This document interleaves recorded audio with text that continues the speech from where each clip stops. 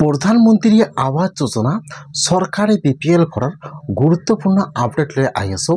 সেইটো আপডেট হ'ল যদি আপোনালোকে এতিয়ালৈকে চৰকাৰী বিপিএল ঘৰটো লাভ কৰা নাই তেনেহ'লে কিন্তু এটা চৰকাৰী বিপিএল ঘৰৰ নতুন জিঅ'টেক লিষ্ট আহি গৈছে 25-26।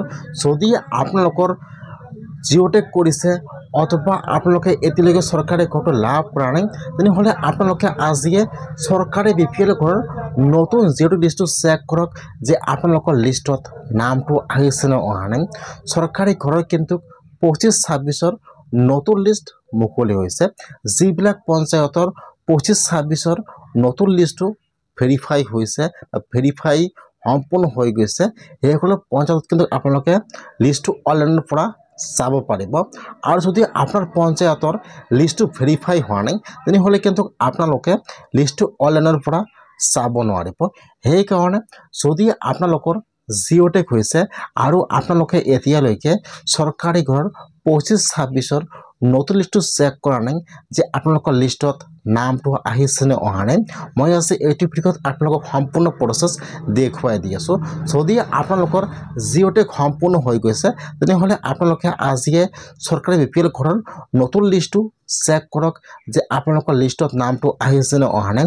অথবা যদি আপোনালোকৰ লিষ্টত নামটো আহিছে এতিয়া আপোনালোকে কোন মাহত চৰকাৰী ঘৰৰ পইচা লাভ কৰিব A to Z সম্পূৰ্ণ প্ৰচেছ দেখুৱাই দি আছোঁ।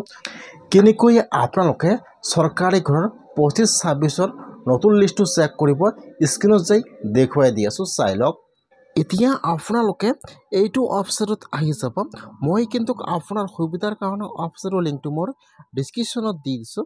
আপোনালোকে ডাইৰেক্ট ক্লিক কৰি ফাৰ্ষ্ট এইটো ৱেবছাইটত আহি যাব। হোৱাৰ পিছত ইয়াত চাব দিয়া থাকিব অল ষ্টেট।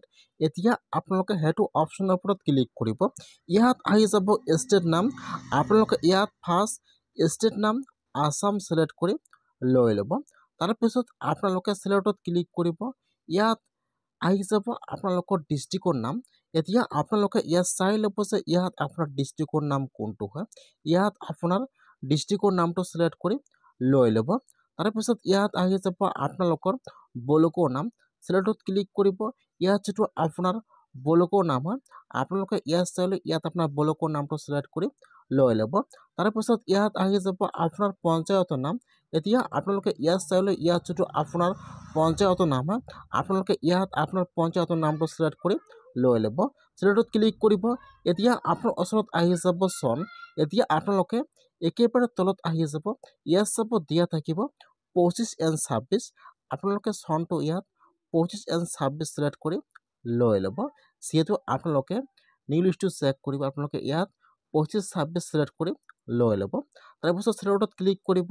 ইয়াত 1 নম্বৰত অপশ্যন আহি যাব প্ৰধানমন্ত্ৰী আৱাস যোজনা গ্ৰামীণ। আপোনালোকে ইয়াৰ পৰা এইটো অপশ্যন চিলেক্ট কৰি লৈ ল'ব। এতিয়া আপোনাৰ ওচৰত যিটো কেপচা আহি যাব এতিয়া আপোনালোকে ইয়াত কেপচাটো বহাই দিব। কেপচাটো বহাই দি আপোনালোকে এতিয়া চাইনবোৰ্ডৰ ওপৰত ক্লিক কৰিব। যেতিয়া আপোনালোকে কেপচাটো বহাই দি চাইনবোৰ্ডত ক্লিক কৰিব এতিয়া কিন্তু আপোনাৰ ওচৰত আপোনাৰ পঞ্চায়তৰ 25-26 লিষ্টটো ইয়াত আহি যাব এনেকুৱাকৈ। ফাৰ্ষ্ট চাব ইয়াত আপোনাৰ নাম দিয়া থাকিব। তাৰপিছত ইয়াত আপোনাৰ গাৰ্জিয়ান নাম দিয়া থাকিব আৰু ইয়াত আপোনাৰ ঘৰৰ ৰেজিষ্ট্ৰেশ্যন ID নম্বৰ দিয়া থাকিব। এইফালে চাব দিয়া আছে 25-26। যিসকলৰ জিঅ'টেক সম্পূৰ্ণ হৈ গৈছে সকলো ভেৰিফাই হৈ গৈছে সেইসকলে কিন্তু লিষ্টত নাম আহিছে। যদি আপোনালোকৰ লিষ্টত নাম আহিছে তেনেহ'লে কিন্তু আপোনালোকে অতি সোনকালে চৰকাৰী ঘৰৰ পইচাটো লাভ কৰিব। আপোনাৰ কিন্তু নামটো সম্পূৰ্ণ ভেৰিফাই হৈ গৈছে সেইকাৰণে আপোনালোকৰ নামটো লিষ্টত আহিছে। এতিয়া আপোনালোকে লিষ্টটো চেক কৰক যে আপোনালোকৰ লিষ্টত নামটো আহিছে নে অহা নাই। এইটো হৈছে কিন্তু 25-26 জিঅ'টেক কৰা নতুন লিষ্ট। যদি আপোনালোকে এতিয়াও লিষ্টটো চোৱা নাই তেনেহ'লে আপোনালোকে আজিয়ে চৰকাৰী ঘৰৰ 25-26 লিষ্টটো আপোনালোকে এনেকুৱাকৈ আজি চাই লওক যে আপোনালোকৰ নাম লিষ্টত আহিছে নে অহা নাই এনেকুৱাকৈ চেক